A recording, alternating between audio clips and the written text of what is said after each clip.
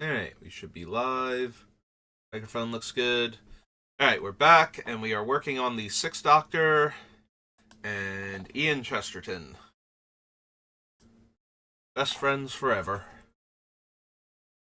Alright, so we're at 125 cards, so we need to cut half the cards on the list, and then another 5 cards, and then we're done. Well, we need to cut 5 cards, then half the cards on the list, then we're done. Math. Alright. That was for part 20, which I still have to edit out the, random arena bit at the end, but since I might be doing that again today, I should differentiate real quick. That off the list, so I don't think I've cut an extra card that I haven't.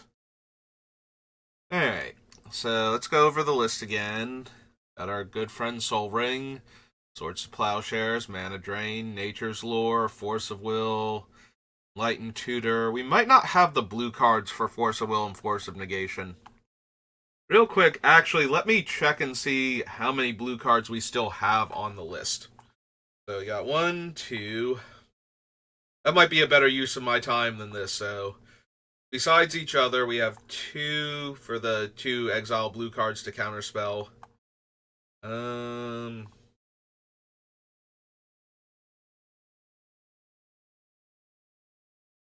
3, 4,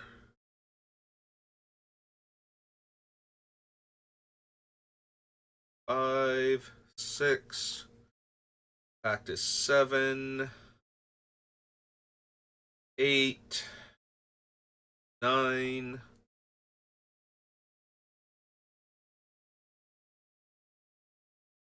10, 11, 12, assuming disallow stays, because that one also might go.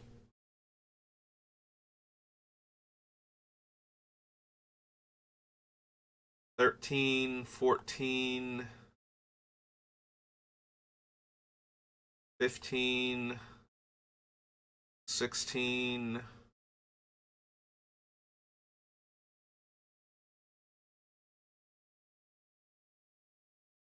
17,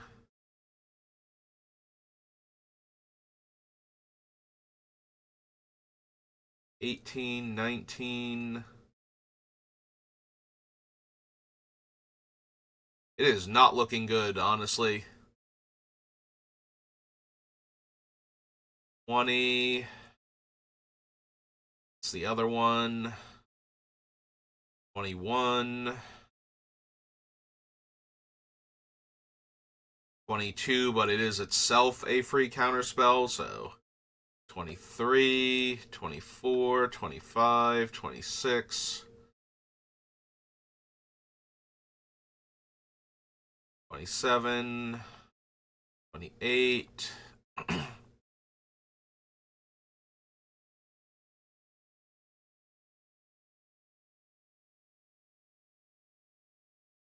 Yeah, we only have 28 other blue cards on the list. 2 of them are also free counterspells in Pact of Negation and Fierce Guardianship. I don't think we have the blue card count, because we're going to lose a few more of these before we're done, because I just don't have room for all of them. So I'm going to guess that Force of Will and Force of Negation can go.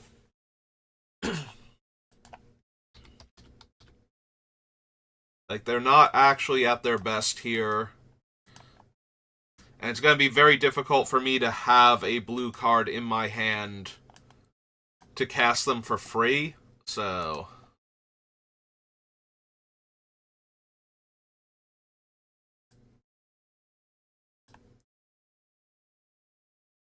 I think we're safe to cut both of them, honestly.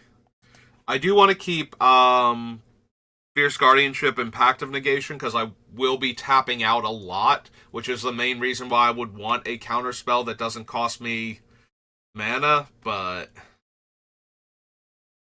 I don't think I can afford either of these two just because I won't have another blue card in my hand a lot of the time to pitch to them. So most of the time I'm going to have to be able to cast them for their actual casting cost. Fierce Guardianship and you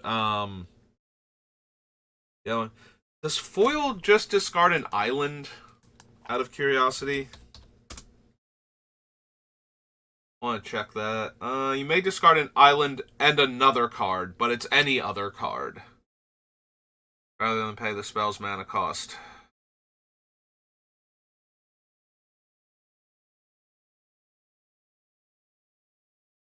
Hmm. Because I think I'm more likely to have a spare island in my hand than a spare blue card just because of dual lands. But even then, that's going to be rough. And it's another card on top of that. If it was actually discard an island rather than pay the casting cost, but I think foil would see a hell of a lot more play if that's all the cost it was to, if it wasn't a 3-for-1 to counter a spell. Especially discarding an extra land. Yeah, Daze isn't really realistic. There's one that bounces too many islands to counter a spell from Mercadian Masks. It's Thwart, and I think it's like 3 islands or some crazy number. And even with Azusa and Oracle and the Tyrant of the Gear Strait, I don't think we could realistically run that card.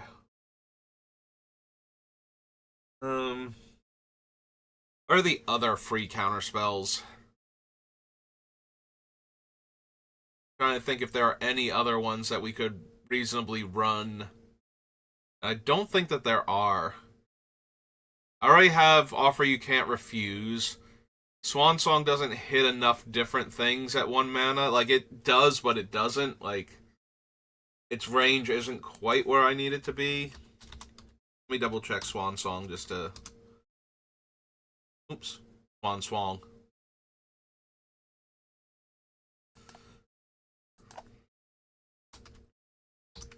There we go. Enchantment, instant, or sorcery. It does counter instants and sorceries, so the main thing I am worried about is cards that will blow up all of my enchantments. Or kill all of my creatures or all of my permanents after I've gone through all this trouble to set up. So... Swan Song does technically counter a lot of the things. If it was an artifact instant or sorcery, I think it'd be a shoo-in, because then it would also counter things like Nev's Disc and Oblivion Stone.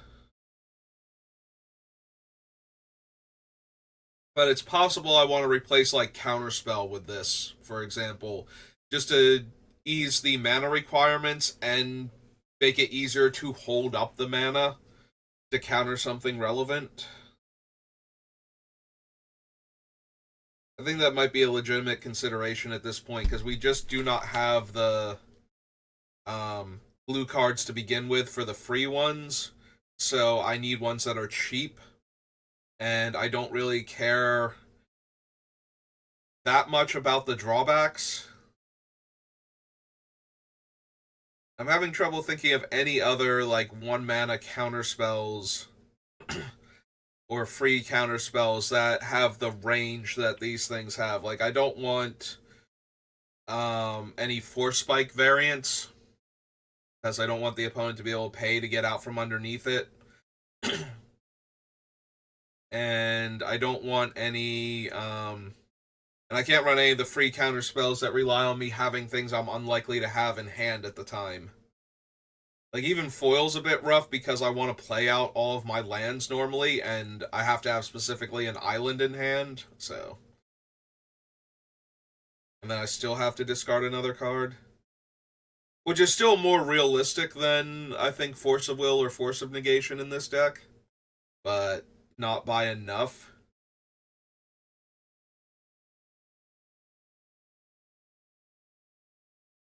Yeah, I can't think if there are any other incredibly cheap blue counter spells that do what I need them to do. Yeah, I think Offer You Can't Refuse is the best one of my options, but I might legit replace Counterspell or even yeah, I hate replacing the Disallow because that has more versatility. Like being able to counter the activation of an O Stone or more realistically Navinral's Disc if the opponent has something like that. And, I hate losing to random things like Thassa's Oracle, so having an answer to that also helps. As like without having to include a card specifically to stop that.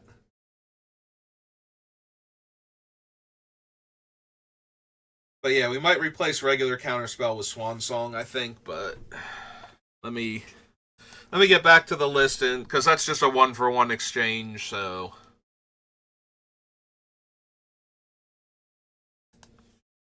here. That way I don't forget later on. Because we're not going to finish the list today, so and I probably want to make that change near the end. Alright, so anyway, we got 2 cards off the list, but that was because I saw Force of Will. I was like, do I actually have the cards for Force of Will? And I don't think that I do, because I think we're going to lose, like, at least 3 or 4 more blue cards off of this list. And that's just going to get us below critical mass for a card like Force of Will. Force of Will is a very easy include when you have, like, almost... when you're heavy blue and then secondary other colors. But blue is our tertiary color, so I don't think we're safe to just leave those in. Hope it all works out.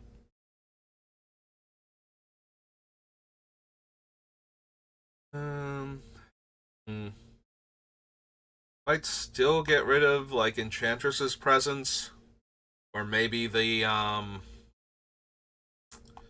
what's its name? The Eidolon of Blossoms.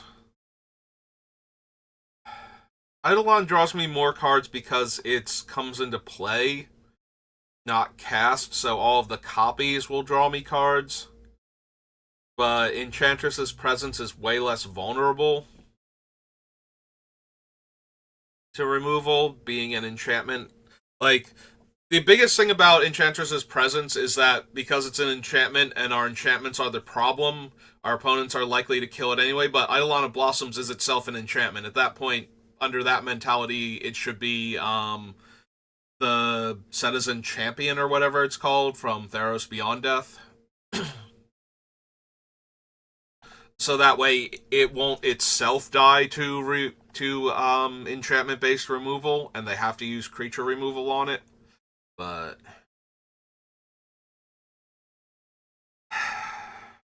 I hate the idea of cutting Sad Robot because it's actually really good in this deck because it's an artifact and therefore we can cast it and potentially do it twice if we top deck it after the Doctor is out.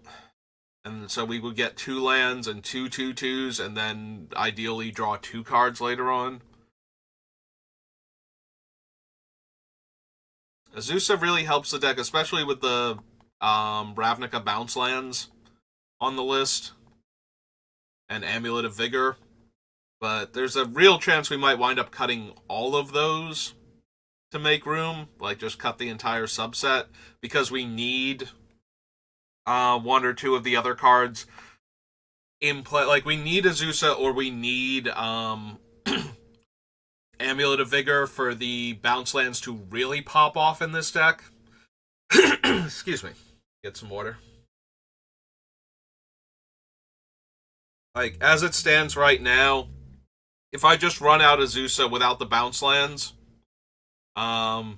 I'm going to have to draw a ton of cards to have her be a functional ramp card, because most of the cards I draw are not going to be lands. Like, technically, if I drew 3 cards, I should draw a land, maybe 2, and very rarely 3.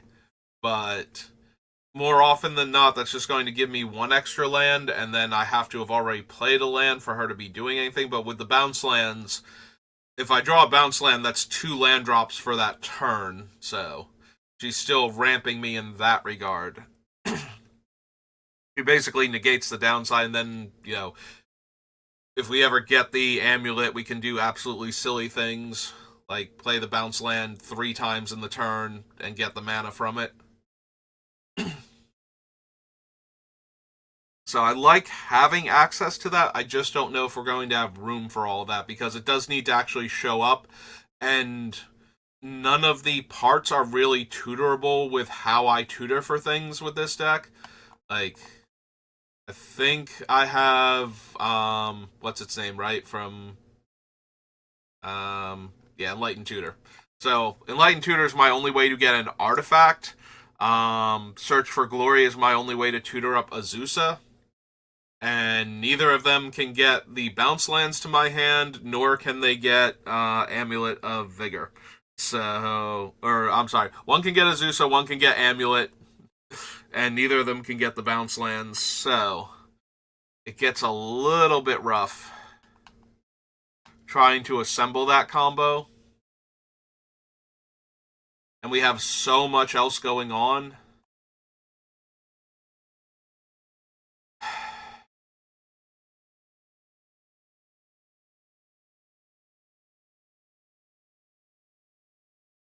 Plus, if we ever get Airy into play and get the extra land drops plus card draw, that will actually fuel everything and let me keep hitting land drops for an extended period of time.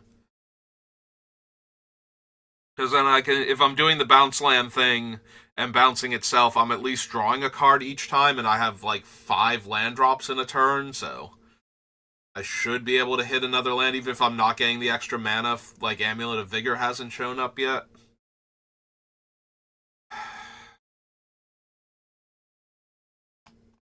Like, it sounds okay, but not amazing. I keep coming back to the fact that we might have to cut that.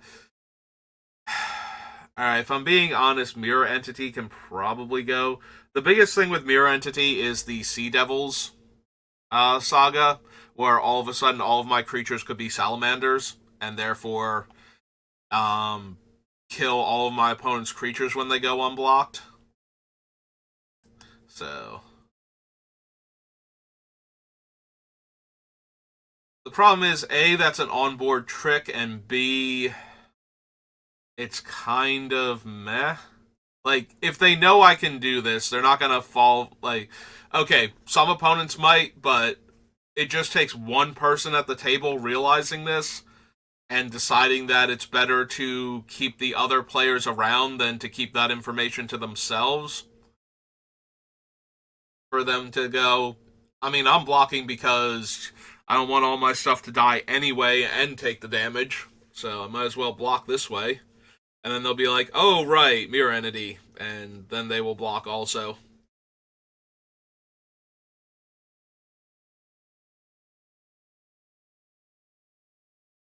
Um, hmm. There's also a chance Woodfall Primus can go. I do have enough comes into play effects that we didn't want to cut Norn, and we didn't want to add in um, Torpor Orb. But maybe the 8 mana creature in a deck that's already trying desperately. Like, if Woodfall Primus were itself a historic card somehow, I'd be a lot more inclined to Woodfall Primus.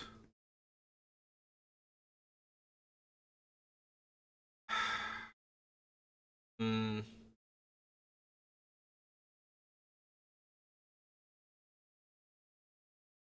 It's definitely a possibility. Still mulling over the idea of cutting the Azusa and whatnot.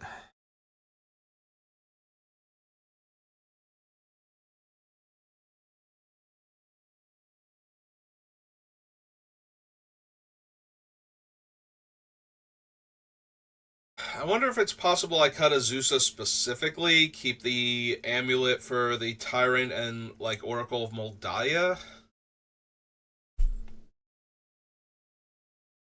Because I'm going to have a reasonable number of naturally coming into play tap lands.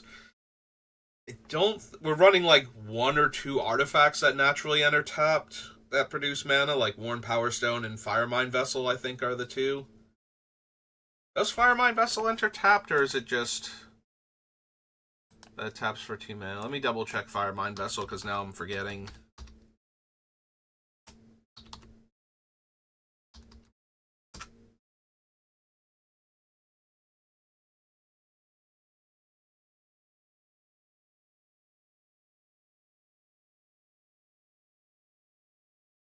Oh, cool. Gather is decided it doesn't want to work again. It's going to just, like... Look, I'm going to Scryfall. Nope, not YouTube. Sorry. Sorry, going to Scryfall.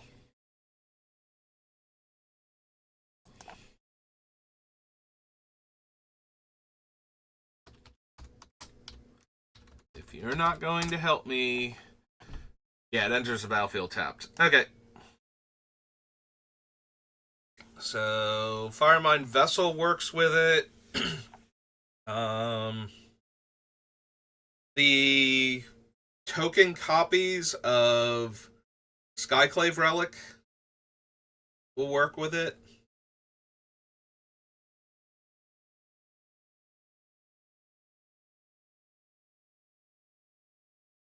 I'm trying to think if there's anything else that works super well with it,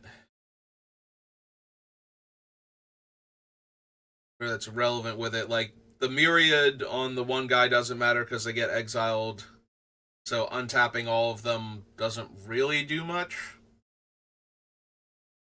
Like, most players are not running the destroy tapped creatures, and they would still be able to cast it in response to the trigger to untap them. So we have all of the lands that naturally come in tapped. Like 3 artifacts. For 2 artifacts. The land fetching that puts the land into play tapped.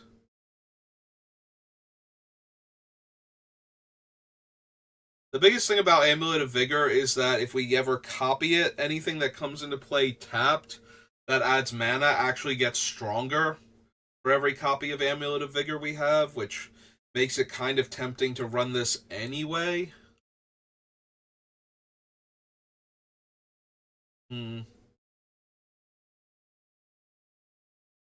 That is the biggest problem with this deck, is there are a lot of cool things it is capable of doing that I would really, really like to just be able to keep going with.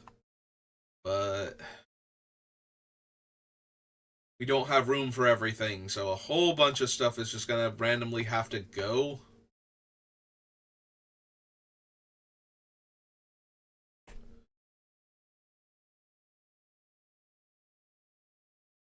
Man, it'd be really weird if I switched out Ian for Romania and stopped focusing exclusively on the sagas.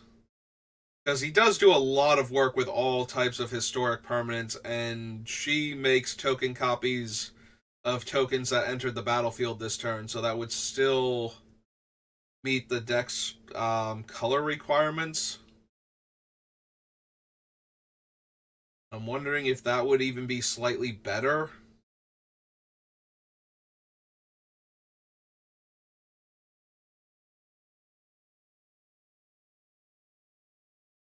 The downside to Ian is that it has to be sagas. The upside to Ian is that with the right amount of mana, we can just keep making sagas and we don't have to do anything else to get there. Also, Ian does technically work by himself.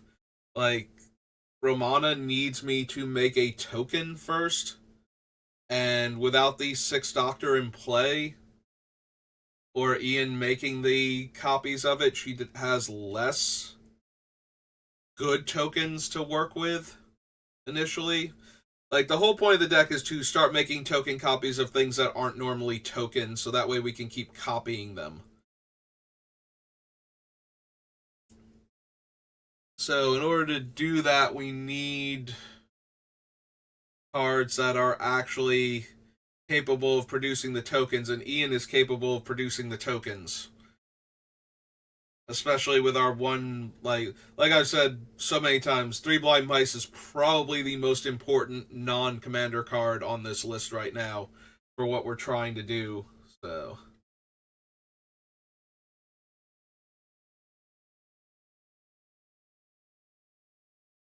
all right, I'm wondering if Karn's Temporal Sundering is just a cute trick and we don't actually need it. It is hilarious if we cast it. See, the problem is all of these cards are so fun if you're already doing the thing. Like when you start doing the thing and then you cast one of these, it's just so cool. Like we cast Temporal Sundering while we have like 5 token copies of the Doctor, so that there's actually 6 of the 6 Doctor in play, and we get to time walk 7 times because we cast this thing. Like that is just such a fun sounding thing to me that I really want to do it. And we really don't have room for everything. Like I have to cut literally half of these cards. Uh, Familiar is tempting to cut, except that it is a historic spell that makes my historic spells cheaper. So I can copy it, and then all of the future things that I cast will also be 2 mana cheaper because of the 2 in play. Excuse me, until they die. Raph is giving all of my things flash. Gandalf gives all of my things flash, except for the sagas. And also gives me a couple of other things. Like, not many, but there are a few. Like, I'm wondering if I don't cut Leyline of Anticipation at that point.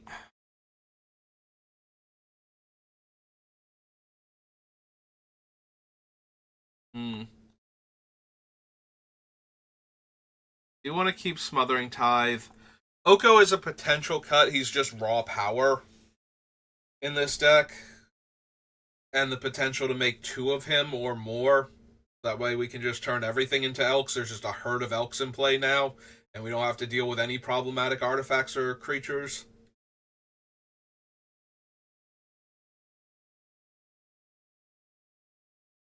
That's the Sea God.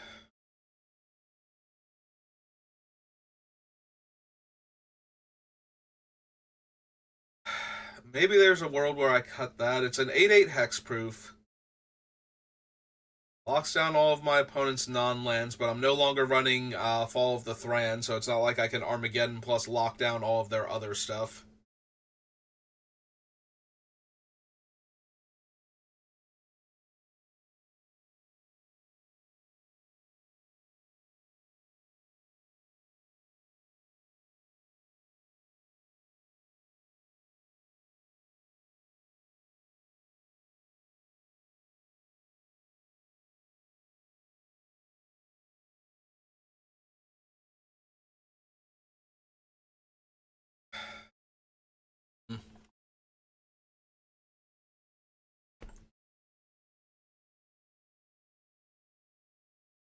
We started off by cutting 2 cards, and now I'm kind of stuck.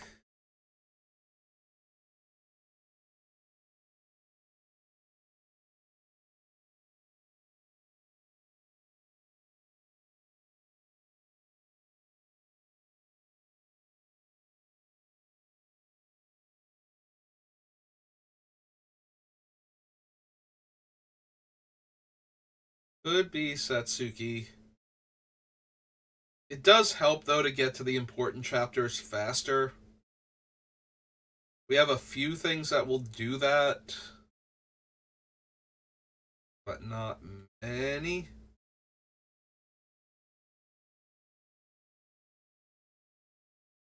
Undo is a potential cut, but also useful. Yeah, that's the biggest problem. Everything has its uses and its value to the point where anything that I cut is removing options from the deck that it would like to have. Uh, Like, there's an argument to be made for cutting Samwise, Welcome to Sweet Tooth, and of Rabbits and Spices or whatever. That would get rid of all of the food makers and the payoff for making all of the food. But then again, those are also just like good token makers anyway, and work with Jaheira to help me ramp. I've got so much going on and not enough room for any of it.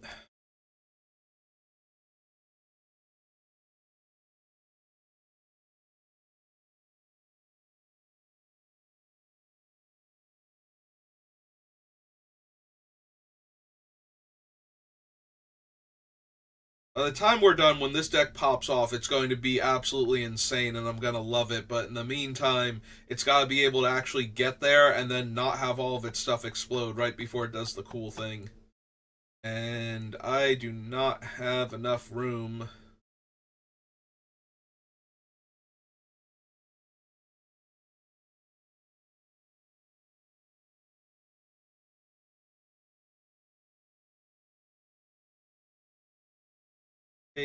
Peregrine Dynamo, Clever Concealment, Hell Vault.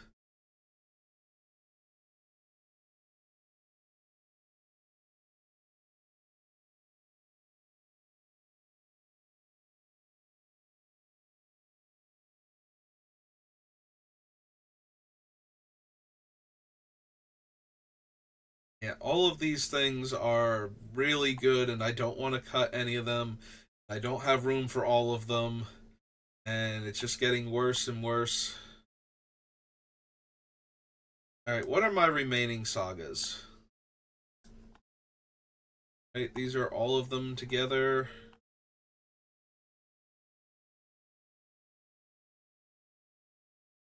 Conquer's Death, Best the Sea God, Battle of Bretgard, War of the Last Alliance, Huntsman's Redemption, Three Blind Mice, Sweet Tooth, Battle of the Hell Vault, Herbs and Stewed Rabbits, Song of Arendelle, City of Death, Curse of Fenric, Sea Devils, and Trial of the Time Lord.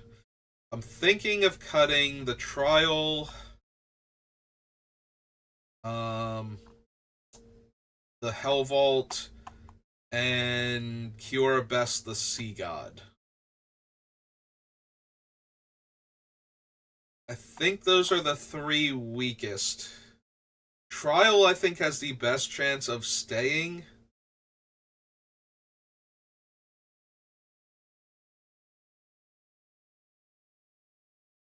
Because it is possible for us to exile something terrifying, or exile all of the stuff from one opponent that's problematic, and then nobody, like, it's unrealistic then for the other players at the table to vote innocent to give all of that stuff back, unless it hurts me a lot more than it hurts them if I'm winning and they have answers to the stuff once it comes back.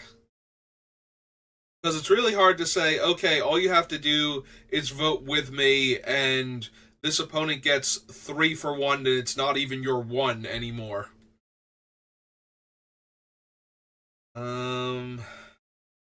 It's also only 3 mana for the trial, so.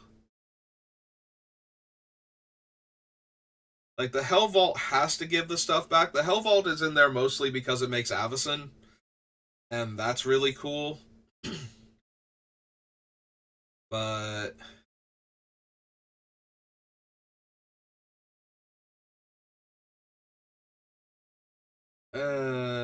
plus the Hell Vault is 6 mana, and Cure Best the Sea God is like 7. It's very powerful, but it's not the strongest saga. It's not even the strongest saga that we have. Like, it does help that it makes an 8/8 Kraken token. So when I start making more copies of my tokens, I'm getting more 8/8s. The fact that it's a 7 mana 8/8 and it might be a 7 mana like 3 8/8s or something under the right conditions or more with hexproof.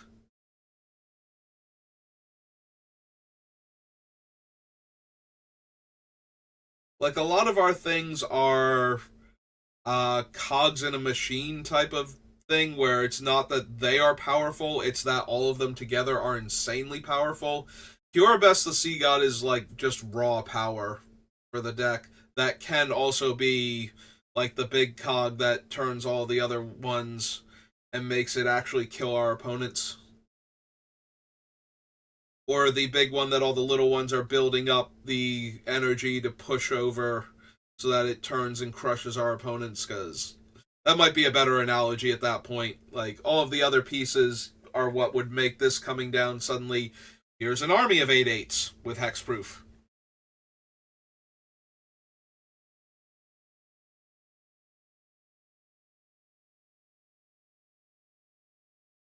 That being said, we are capable of making like very terrifying tokens that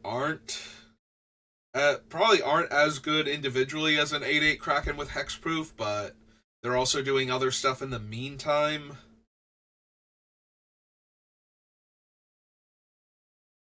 It is sad though, the idea of cutting this just because it's expensive and it's difficult to like. I don't ever imagine us replicating this one at 7 mana. I don't imagine us spending 14 mana to make 2 of these in a turn. There has to be something else I can do with my mana almost every game that would probably be better than this. But at the same time, if I have the doubling season effects out and I just cast this thing, that is so many giant bodies that require a Wrath to interact with. Or like a Hornet Queen or something, where it's just a bunch of little Death Touch creatures for one card that can block all of them.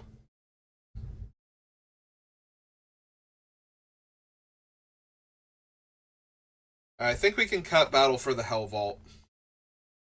I think that's one of the worst ones on the list. Even with a token copy of Avacyn, it's still not doing quite enough.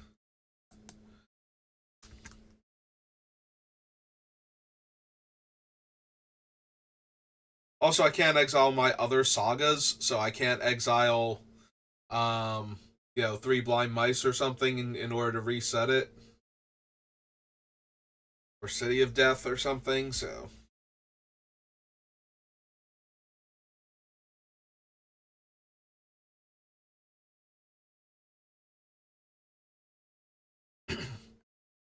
And making 2/2/2s with Island Walk just doesn't seem super impressive, but they're about on par with the 2/2/2 Knights with Vigilance that History of Benalia makes, and I do need cheaper sagas, especially token makers. Like, cheap token making sagas are how we're going to get the explosive starts if we have Jaheira, I think is her name, the Baldur's Gate legend that lets my sagas, lets my tokens tap for um, green mana. Like, that just makes a ton of extra mana quickly. It also is producing tokens, so all the doubling season effects are getting their value. So even if it is just a couple of 2/2s and then maybe get to kill an opponent's creature because they have an island out and it has 4 or less toughness, like, that's probably still good enough as a baseline for a cheap saga that's going to do a lot more than that once we get our other things going. Yeah, I think Battle for the Hell Vault can go. We might be able to cut like 1 or 2 more sagas to make room, but I don't want to cut too many. Much like keeping enough adventures for Balluna, I want to keep enough sagas for this duo to actually have things to copy. So,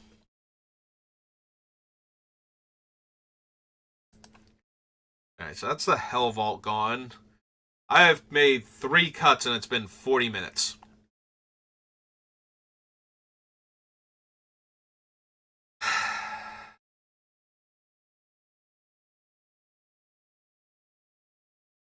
I have spent a lot of time thinking about what can potentially get cut, though, so. And what the arguments are for and against it. All of the arguments against are because I don't want to. I want to do the cool thing that these cards represent, but we don't have enough room for all of the cool things, so it's going to come down to cutting the things that aren't quite cool enough.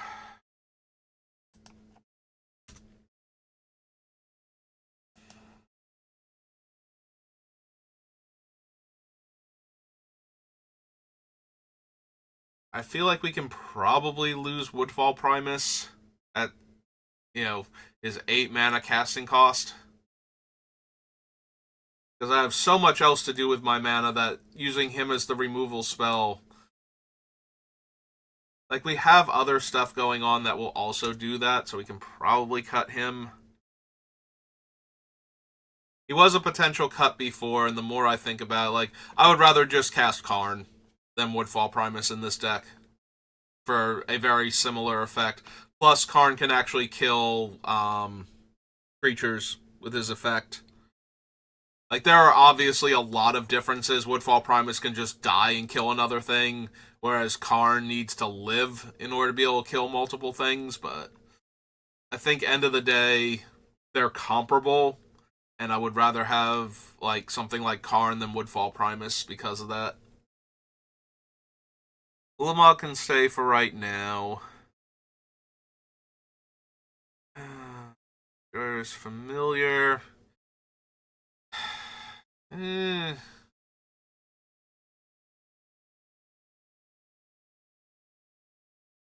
biggest argument to cutting the Familiar is when I do the really big turn, it's only saving me 1 mana per copy of Jorah's Familiar I have in play. Because Replicate cares about the actual casting cost of the spell, not how much mana I'm paying for it.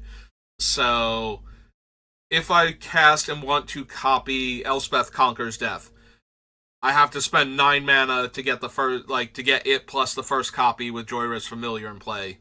Or, 8 mana if I have 2 of them out instead of 10. So, I don't think it's quite good enough. I think it's reasonable in this deck. I think if you don't have some of the other mana fixing things, this thing should be cheap enough that it would probably work fine in the deck, but I wonder if we actually can cut Song of Freyalise. The original mentality of it is, I'm going to have all of these creatures, so all of these creatures will tap for mana, including the Doctor and Ian, because neither of their abilities require them to tap otherwise, so that frees them up to help convoke my spells effectively.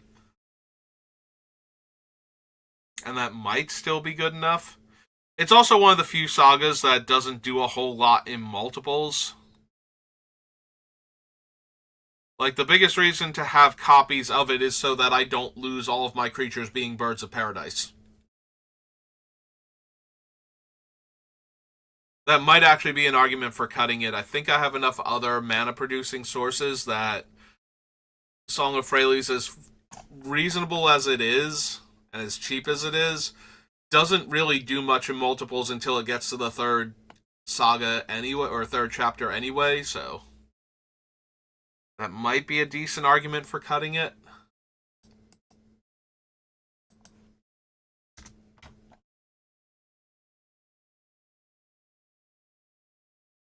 I have much better ramp than it at the 2 mana mark, I think, because a lot of my creatures are not cheap, so a lot of the ways we're going to make the creatures are going to be from the sagas themselves coming into play, and at that point, I need more mana to produce more sagas, not get mana retroactively from having the saga come into play. If that makes sense. I can't have multiple Songs of Freyalise from turn 2, or from my 2 mana spell, and then have, Battle of Bretgard comes in, then even if I make a ton of tokens right away, if I copy this one, this will be on chapter 3 by the time they can tap for mana. it'll already have been in play for 1, so this comes in, it's on 2. By the time I can tap them for mana, it's 3. So I need to cast this after so that I will have all of the mana from that. And if it's the first spell I play, that's what's going to get copied by the Doctor. So that's 1 copy for free gone. So it has to make enough mana that Ian is making more than 1 extra copy. And the more I talk about it like this, the less impressive Song of Freyalise looks. I do remember running it in Limited in Dominaria and just, curving creatures and then casting this and tapping all the creatures for mana and casting a big creature to set up so that way all my stuff is going to get counters and be Vigilant, Trample, and Indestructible. So I have a lot of fond memories of the card, but I don't think it's what's needed here.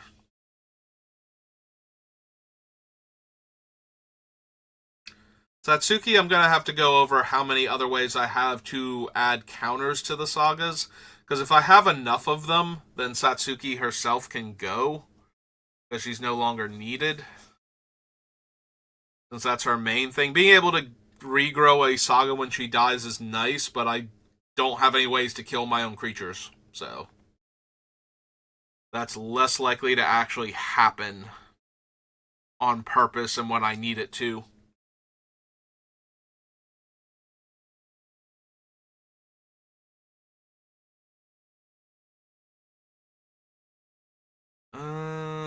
Not cutting the conduit yet. Not cutting Mondrak.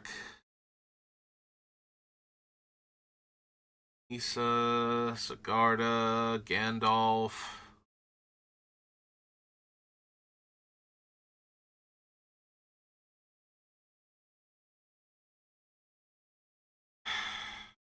I feel like one of the 3 Give My Things Flash can go.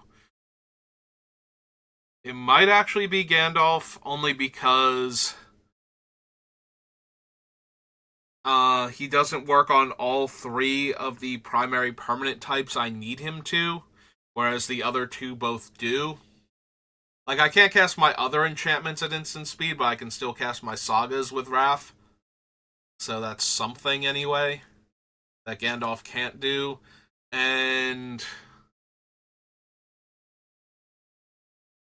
yeah, like, he's good with certain cards, but it's not quite good enough.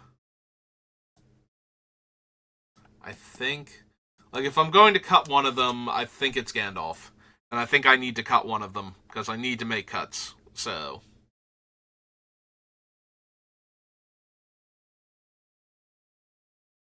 Redemption is potentially too strong.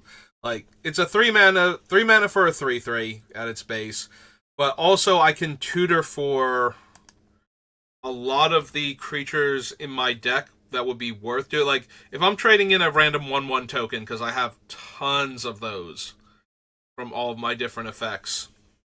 So if I trade in a random 1/1, almost every creature in my deck is better than that random 1/1, and a lot of them work super well with the Sixth Doctor. I was about to say with Ian, but with the Sixth Doctor. So tutoring up any of the legendary creatures, that would be really good. Like, War of the Last Alliance can do that too without losing the creature, but it also doesn't give me a body on its own. So it's kind of like, this one is giving me bodies now, and then I can trade in the smaller ones for better creatures.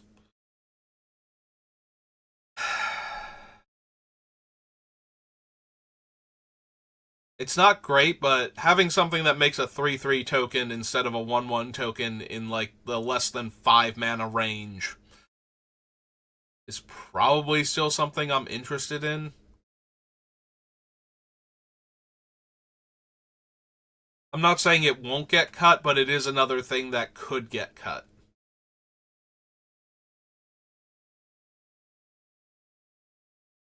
Like, almost everything can still be cut here. um...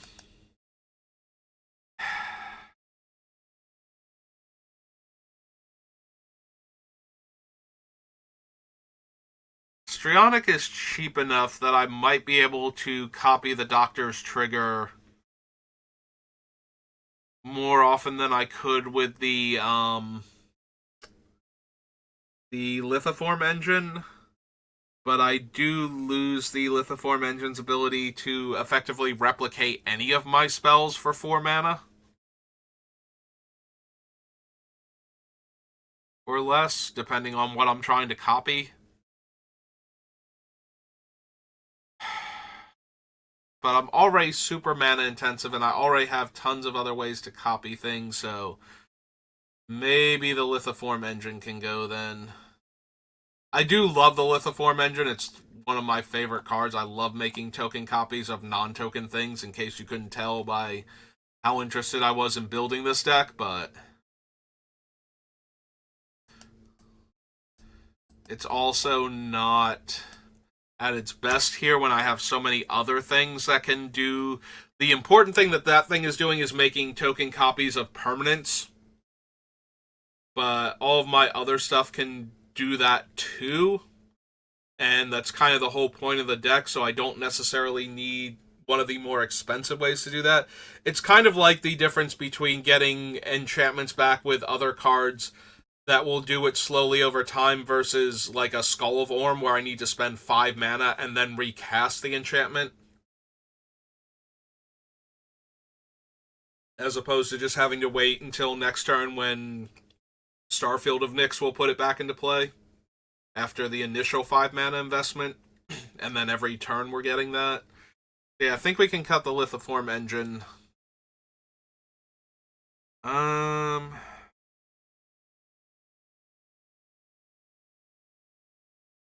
So we were down here, and I was looking at Strionic Resonator when I decided that. We could potentially still cut Strionic Resonator. Its biggest thing is copying either the Doctor's ability to copy things or Ulamog, like copying the cast trigger on him. Sanctums are really strong with the Doctor. Like, just the Sanctums by themselves with the Doctor. Like, if I cast any of these and get a second copy, a second non-legendary copy of it, there'll be shrines and I'll be getting twice the effect immediately.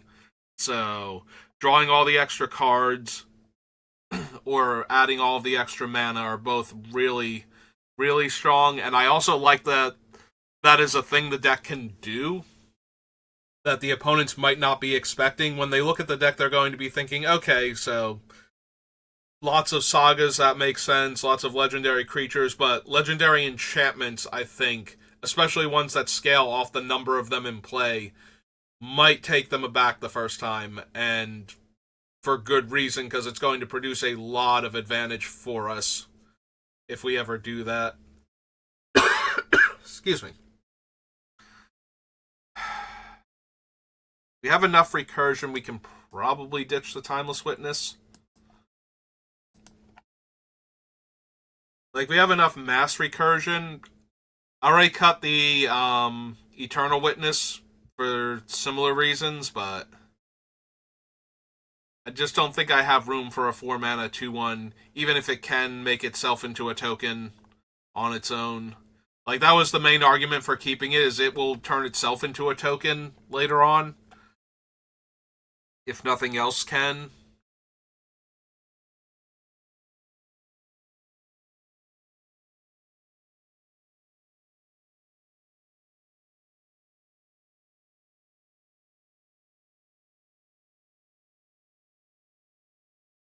Yeah, there's still some argument to be made for getting rid of Trial of the Time Lord. Alright, so this is 1, 2, 3, 4, 5, 6.